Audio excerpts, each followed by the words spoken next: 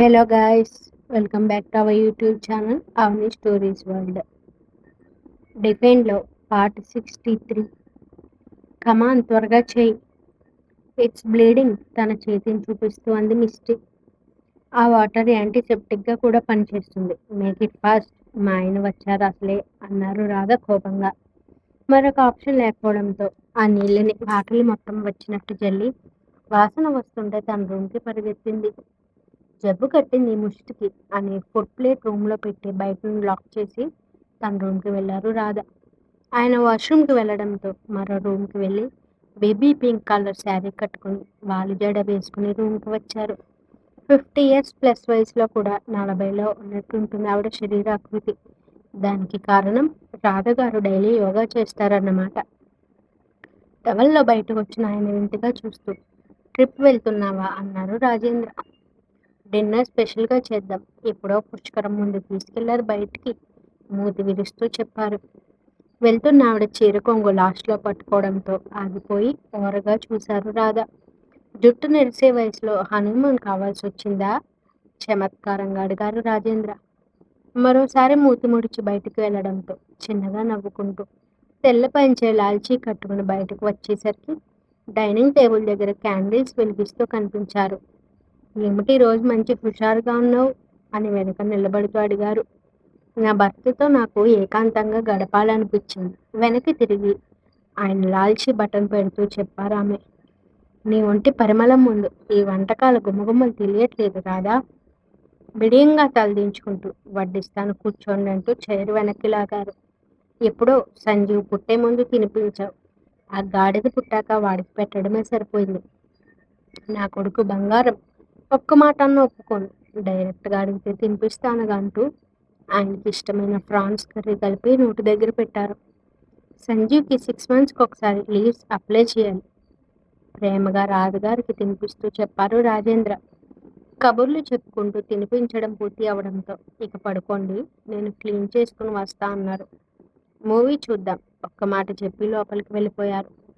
లేట్గా పడుకుంటే హాస్పిటల్కి వెళ్ళరా అని ఆలోచిస్తూ మొత్తం క్లీన్ చేసి రూమ్కి వెళ్ళారు రాధ. హాస్పిటల్కి వెళ్ళరా?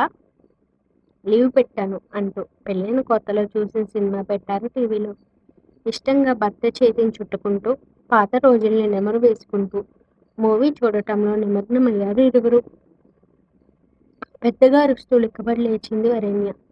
ఆమె అరుపుకు ఒక్కసారిగా లేచి కూర్చుంటూ ఏమైంది పొట్టి అన్నాడు లైట్ ఆన్ చేస్తూ. నన్నెవరో చంపేస్తున్నారు విరాట్. కత్తితో కసకసా నరికిస్తున్నారు. ప్లీజ్ కాపాడు అంది ఏడుస్తూ. ష్ calm down Potti, it's just a dream అంటూ వాటర్తో ఆమె ఫేస్ని తుడిచాడు. కాసేపటికి నెమ్మదించిన వరిని విరాట్ని పిచ్చుకొట్టుడు కొడుతూ నీ వల్లేరా ఇలా జరిగింది. అదేదో నన్ను పిప్పు చేసి వదిలిన స్పృహలో లేకుండా నిద్రపోయేదాన్ని. ఆ పనికి మాలిని చంపుకునే సినిమాలు చూపించావు మొన్న. అప్పటి నుండి నాకెంత భయంగా ఉందో తెలుసా అని అరుస్తూ చెప్పింది. ఉష్ అర్ధరాత్రి దెయ్యంలా ఈ అరుపులేంటే పొట్టి, సైలెంట్గా పడుకో అన్నాడు జో కొడుతూ. విరాట్ నాకు నిద్ర రావట్లేదు తెలుసా, ఏదో ఒకటి మాట్లాడు. జావా. ఒరే సచ్చినోడా, ఎన్నిసార్లు చెప్తావురా ఇదే మాట? లెక్చరర్లో పరకాయ ప్రవేశం చేశావా? నా మొగుడిలో మాట్లాడు అంది కోపంగా. ఉఫ్ విసుగ్గా ఆమె బ్యాగ్కి ఒక పంచిచ్చి వరేణి అరుపుకి తాళం వేశాడు విరాట్. విరాట్ శాండీ పాప ఏం చేస్తోందంటావు? ఫోన్ చేసినా లిఫ్ట్ చేయట్లేదు అంది ఆలోచిస్తూ. వాళ్ళు వెళ్ళింది హనీమూన్కి. అయితే ఏమైంది? వదినతో మాట్లాడడానికి కూడా టైం లేనంత బిజీ ఏంటో. వాళ్ళు న్యూ కపుల్, ఇప్పటి వరకు దగ్గరగా ఉండింది లేదు కదే. నిద్రపోవడంతో ఆమె చెంపని ముడుతూ చెప్పాడు విరాట్. మనం ఎప్పుడు వెళ్దాం విరాట్? అలా ఇంట్లో ఉండాలంటే ఇదోలా ఉంది. 1 week వెయిట్ చేయి, నీ ఫేవరెట్ ప్లేస్కి తీసుకెళ్తా. నిజంగానా? మెరుస్తున్న కళ్ళతో అడిగింది. షాపింగ్ చేద్దామా రేపు వెళ్ళి? నైట్ టైం ఓన్లీ శారీస్ మాత్రమే ప్యాక్ చేసుకో. మరి morning jeans, hoodies, shorts and minis వేసుకోవద్దా? చంపేస్తా. ఎందుకో అంత కుళ్ళు? లైవ్లో చూపిస్తా, కంగారు పడకు అని కన్నింగ్ స్మైల్ ఇచ్చాడు. ఏదో మాట్లాడుతున్న ఆమె నోరేక మూసేసి నిద్రపో అని గదమాడు విరాట్. భయమేస్తోంది. ఆమెను వెళ్ళకలా తిప్పుతూ మీదికి చేరిపోయి ఇక పడుకో అని చెప్పాడు. ఓహ్ ఊపిరాడట్లేదు. వరేణి ఎన్ని చేసినా అతను మాత్రం ప్రశాంతంగా నిద్రలోకి జారుకున్నాడు. ఆయాసపడుతూ నొప్పులు పడటం వరేణి వంతయింది పాపం. ఆ మర్నాడు ఉదయాన్నే నిద్రలేచినామె బ్రష్ చేసి బయటకు పరిగెడుతూ, అత్తమ్మ, మీకో విషయం చెప్పనా? వారం రోజుల్లో మేము ట్రిప్‌కి వెళ్తున్నాం అంది మెరుస్తున్న కళ్ళతో. వావ్! జాగ్రత్తగా వెళ్ళిరండి. ఈరోజు షాపింగ్ కూడా వెళ్తున్నాం తెలుసా? మనీ ఇవ్వనా? విరాట్ దగ్గర ఉన్నాయని చెప్పాడు. త్వరగా బ్రేక్‌ఫాస్ట్ చేసేయండంటూ హుషారుగా లోపలికి పరిగెత్తింది. అల్లరి పిల్ల. ముద్దుగా తిట్టుకుంటూ పనిలో పడ్డారు వాణి. లోపలికి రా సౌజీ. కొత్తగా వస్తున్న మనిషిని అనుమానంగా చూస్తూ, ఆగండి, ఎవరు తిను అన్నారు సునంద. త్వరలో నేను పెళ్లి చేసుకోబోయే అమ్మాయి. అవ్వా అవ్వా, ఈ వయసులో మళ్ళీ పెళ్ళా? ఆ మాట అనడానికి సిగ్గులేదా? ఏయ్, ఈ మాట అనడానికి మీకు సిగ్గులేదా? పెళ్ళంలో ఏనాడైనా బిహేవ్ చేశారా అసలు మీరు? మళ్ళీ పెళ్ళా అని సాగదీస్తున్నారు. లేనిపోని అనుమానంతో భర్తను ఒక్కలా కాల్చుకుతున్నారు. మీలాంటి మనిషిని ఇన్ని రోజులు పట్టుకుని ఉండటం శేఖర్ గారి గొప్పతనం. మీరిక నుండి బాధపడాల్సిన అవసరం లేదు. మంచి రోజు చూసి మూరెడు తాళి కట్టండి. పాదసేవ చేసుకుని సంతోషంగా బ్రతుకుతానని చెప్పి లోపలికి వెళ్లారు సౌజన్య అనబడే మహిళ. యాండి, సిగ్గులేదా? అస్సలు లేదు సునంద. ఇక నీలాంటి పిచ్చిదానితో కలిసి ఉండడం వేస్ట్. నాకు భార్య ప్రేమ కావాలి. అర్థమవుతుందా? ప్రేమించే భార్య మాత్రమే కావాలి. నీలాంటి అనుమాన పక్షి కాదు. ఎలానో నీ దృష్టిలో ఆడోళ్ళు పిచ్చోడిని కదా. కొత్తగా ఏమనుకున్నా నాకేం నష్టం లేదు. సౌజీ, ఇలా రా అన్నారు. చెప్పండి, ఏమైనా కావాలా? ఈ ఇంట్లో ఏం కావాలన్నా నీ ఇష్టం. ఎవరేమన్నా పట్టించుకోకు. అయ్యో, మీరు చెప్పాలా నాకు? ఏమనకుండానే పళ్ళు రాలగొట్టి చేతిలో పెడతాను. మనవరు పాపం చూడటానికి వెళ్దాం. సాయంత్రం త్వరగా వచ్చేయండి అన్నారు. సరే, వెళ్ళొస్తానంటూ సునంద గారిని ఒక చూపు చూసి వెళ్ళిపోయారు. డైరెక్ట్‌గా శేఖర్ గారి గదిలోకి వెళ్ళి మంచంపై కూర్చోవడంతో, ఏయ్ లేవవే, ఇది మా మంచం, ముందు బయటికి పో అన్నారు ఆవేశంగా ఊగిపోతూ సునంద. ఇదిగో మేడం, మీ మంచం అంటున్నారు కదా, కలిసి ఎన్ని రోజులున్నారు? నీకొక విషయం తెలుసా? పుష్కరం దాటితే ఆ బంధం ఇక కలవదట. పూర్తిగా చచ్చిపోయినట్టే. అలాంటిది నువ్వింకా ఉన్నా కూడా వేస్టే. ఇక నేనొచ్చానుగా. భార్య అంటే ఎలా ఉండాలో, భర్తని ఎలా చూసుకోవాలో మొత్తం నీకు చూపిస్తా. అప్పుడు నీకు అర్థమవుతుంది అని వంటిట్లోకి వెళ్ళి చూసేసరికి అన్నీ కూరగాయలే కనిపించాయి. శేఖర్ గారికి నాన్ వెజ్ ఇష్టం. ఆర్డర్ పెట్టాలి అంది. ఈరోజు ఆదివారం, వండకూడదు. మీరు తినకండి. ఆయనకి వండి పెట్టడానికి ఏం మాయరోగం? బాబోయ్! శేఖర్ గారు మీతో ఎందుకు కలిసి ఉన్నారో నాకు అస్సలు అర్థం కావట్లేదు తెలుసా? పెళ్ళాన్ని ఎలా వదిలించుకోవాలా అని ఈ రోజుల్లో మీలాంటి మూర్ఖత్వపు మనిషిని పట్టుకుని ఉండటం ఏదో పెద్ద వింతే. సరేలేండి, మీ వల్ల ఎలానో సంతోషం లేదు. ఇక శేఖర్ గారిని వదిలేసి ప్రశాంతత ఇవ్వండి ఆయనకి అంది సౌజన్య. ఇంట్లో మనిషిలా తిరుగుతూ నిజంగా తన భర్తకి భార్యలానే ప్రవర్తిస్తున్న ఆవిడని చూసి భయం, బాధ ఏకకాలంలో కలిగాయి సునంద గారికి. ఫైనల్ స్టేజ్ ట్రీట్మెంట్ స్టార్ట్ ఈవిడికి. చకచకా వండేసి హాల్లో కూర్చున్న సౌజన్య శేఖర్ గారు వచ్చే వరకు టీవీ చూస్తూ టైంపాస్ చేసింది. సౌజీ, ఇదిగో వరు పాపకి చీర తీసుకొచ్చాను. మంచిది. ఇప్పటివరకు పుట్టింటి నుండి పిల్లకి పసుపు కుంకుమ కూడా పెట్టకపోతే ఎలా? తినండి, బయలుదేరుదాం అందావిడ. వరేణ్య నా కూతురు. కంటే కూతురు అయిపోతుందా సునంద గారు? ఏ రోజైనా ప్రేమగా మాట్లాడారా? కష్టం అంటే కన్నీరు తుడిచారా? మీకున్న అనుమానమే మీ పిల్లపై రుద్దారు కానీ తన మనసు ఎంత బాధపడిందో ఆలోచించారా అని నిలదీసింది సీరియస్గా. ఇప్పటివరకు మూడో వ్యక్తి ఆవిడని ప్రశ్నించలేదు. కేవలం ఉద్యోగరీత్యా ఒక ఆడదాంతో నవ్వుతూ మాట్లాడితేనే ఆవిడతో అఫైర్ ఉందని అనుమానం పెంచుకుని అప్పటి నుండి భర్తని వేధించడం మొదలుపెట్టారు. ఇది అందరికీ తెలిసిందే. ఒక మనిషికి తన తప్పు తెలియాలంటే నిక్కచ్చిగా ప్రశ్నించే మనసు ఉండాలి. అప్పుడే వాళ్ళల్లో ఆలోచన పుట్టుకొస్తుంది. సౌజన్య అడిగే ప్రతి మాటకి సమాధానం లేక మౌనంగా ఉండటంతో, మీకు భోజనం పెడతా రండి శేఖర్ అంటూ ప్లేట్లో వడ్డించారు. నువ్వు నాన్ వెజ్ తినవు కదా సౌజీ అని సునంద గారిని చూస్తూ ప్రశ్నించారు. తాళి కట్టిన మరుక్షణం భర్త దైవంతో సమానమంటూ మీ కాళ్ళు మొక్కిస్తారు. అలాంటిది మీకు గౌరవం ఇవ్వకుండా, మీ కడుపు నింపకుండా పూజలు చేస్తే దేవుడు ఎందుకు కనుకరిస్తాడు నన్ను? ప్రతి భార్య అన్నపూర్ణలా వండి అమ్మలా కడుపు నింపాలి. కడుపు నిండా తినండి. ఇక ఈ పచ్చి కూరలు తినే బాధ తప్పింది మీకన్నారు. ప్రతి మాట చురకలా తగులుతుంటే, ఏయ్! ఆయన నా మొగుడు. పక్కకు తప్పుకో అన్నారు ఉక్రోషంతో సునంద. మొగుడా? ఏం చేశావు భారీగా? వండి పెట్టాను. ఈయనకి నేనేం కాను. అయినా వండి పెట్టాను. నువ్వు భార్యవి. ఒక భార్యగా నీ భర్తకి ఏం చేశావు? సరిపోయింది. నువ్వే సరిగ్గా ఉంటే మీ మధ్యలోకి నేనెందుకొస్తానమ్మా? పక్కకు వెళ్ళండి. ఏం చేయలేదని మీకు కూడా తెలిసిందిగా. వదిలేయ్ సౌజన్య. ఎంతో నచ్చజెప్పాను. బ్రతిమలాడాను. ఓపికగా ఉన్నాను. ఆఖరికి బెదిరించాను.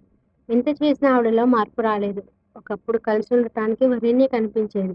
ఇప్పుడు ఆ అవసరం కూడా లేదు. వదిలేయ్. ఇక సునందని పట్టుకోవాల్సిన అవసరం లేదని చెప్పి లోపలికి వెళ్ళిపోయారు శేఖర్. నాకు కొన్ని పనులున్నాయి. రేపు ఉదయాన్నే వచ్చేస్తాను సరేనా? సరే సౌజన్య. ఆవిడ వెళ్ళిపోవడంతో డోర్స్ క్లోజ్ చేసి, మీ బుద్ధి బయట పెట్టుకున్నారు కదా! ఈ వయసులో దానిని పెళ్లి చేసుకుని కాపురం చేస్తారా? అని ఆవేశంగా అరిచేశారు. ఆవిడ ఎంత అరిచినా సమాధానం లేకపోవడంతో, అది నా సవతిగా వస్తే మరుక్షణమే ఉరి పోసుకుని చస్తానని బెదిరించారు. నీకు కరెక్ట్‌గా 15 రోజులు టైం ఉంది సునంద. మారితే సౌజన్య బయటే ఉండిపోతుంది. లేకపోతే ఆ మరుక్షణం నేను గడప దాటుతాను. నువ్వు చచ్చినా నాకు సంబంధం లేదని చెప్పి నిద్రలోకి జారుకున్నారు శేఖర్. తన రూమ్‌లో కూర్చున్న కేశవ్‌కి ఆగకుండా నోటిఫికేషన్స్ వస్తుంటే, చూసుకున్న అతనికి కళ్ళు రుధిరమందారాలుగా మారుతుంటే, వికాస్! వికాస్! విరాట్! విరాట్! అని అరిచేశాడు కంగారుగా. ఏమైంది కేశవా? ఒక్కో ప్రాజెక్ట్ క్యాన్సిల్ అయినట్టు మెయిల్స్ వస్తున్నాయి. విరాట్‌ని త్వరగా రమ్మని చెప్పు అన్నాడు. Oh my God! ఇదెలా జరుగుతుంది? వెంటనే రమ్మని చెప్తానంటూ కాల్ కట్ చేసి విరాట్‌ని రమ్మని చెప్పాడు. ప్రాజెక్ట్ క్యాన్సిల్స్ అవ్వడం ఏంటి మిస్టర్ కేశవ్? నా నా నాకు తెలియదు. వాళ్ళని ఎలాగైనా ఆపండిద్దరూ అని ఉక్రోషంతో అరిచేశాడు. నేనిప్పుడే కాల్ చేసి మాట్లాడతానంటూ ఒక్కొక్కరికి ఫోన్స్ చేయడం మొదలుపెట్టాడు విరాట్. ఆల్రెడీ ఇదంతా ప్లాన్‌తోనే జరుగుతుంది కాబట్టి బ్లాక్ మనీ కేసు నుండి బయటపడినవాడు ఒక్కడు కూడా లేడు. అలాంటిది ఈ కంపెనీకి ప్రాజెక్ట్స్ ఇచ్చి మేము లాస్ అవ్వలేం. రేయ్! మిమ్మల్ని చంపేస్తాను. మిస్టర్ కేశవ్ మీరు తోక జాడిస్తే ఈ రికార్డింగ్స్ అన్నీ తీసుకెళ్లి పోలీసులకు అప్పగిస్తామని ప్రతి ఒక్కరు ఇదే డైలాగ్ యూజ్ చేశారు. ఆ!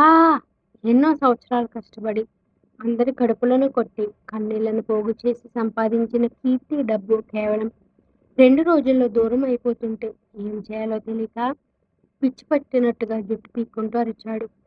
అన్నదమ్ముల కళ్ళల్లో మాత్రం అతన్ని అలా చూసి ఏదో సాధించాననే గర్వంతో నికిసలాడింది ఆ క్షణం. విరాట్, వికాస్ ఏదో ఒకటి చేయండ్రా. ఏం చేయమంటావు కేశవ? నువ్వు చెప్పిన పని చేయడం తప్ప మాకు పలుకుబడుందా? నిన్ను కాపాడడానికి అన్నాడు వికాస్. పలుకుబడి అనగానే అతనికి శరవణ్ గుర్తు రావడంతో ఇద్దరితో మాట్లాడకుండా సైలెంట్‌గా బయటికి వెళ్ళిపోయాడు. అన్నయ్య నాకు నవ్వు ఆగట్లేదురా. ష్! గో ఇన్‌సైడ్ ఇడియట్ అంటూ వరేణ్ణి తీసుకుని షాపింగ్‌కి వెళ్ళిపోయాడు విరాట్. తన ఫోన్ ట్రాప్ చేస్తారని తెలుసు కాబట్టి శరవణ్ పర్సనల్ నెంబర్‌కి కాల్ చేశాడు కేశవ్. హలో! అనుమానంగా కాల్ లిఫ్ట్ చేశాడు శరవణ్. రేయ్ శరవ! నేను కేశవ్‌ని. నువ్వా? నాకెందుకు కాల్ చేశావు? నేను కూడా ఇరుక్కుంటాను ఈ కేసులో అన్నాడు భయంగా. కాల్ కట్ చేస్తే నీకు పంపిన కోట్ల ట్రాన్సాక్షన్స్ చూపిస్తా శరవ అన్నాడు బెదిరింపుతో.